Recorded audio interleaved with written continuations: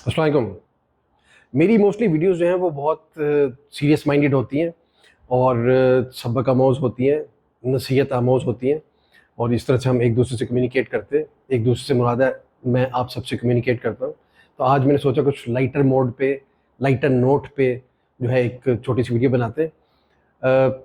इस वक्त जो है वो टमाटर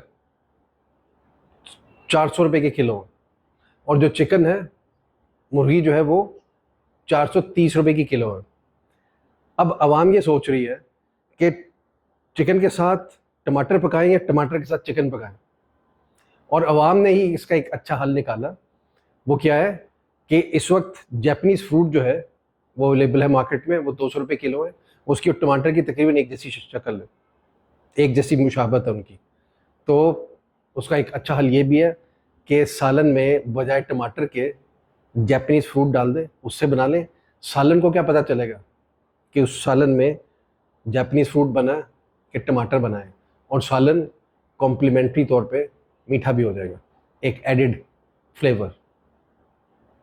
इसको ट्राई करें।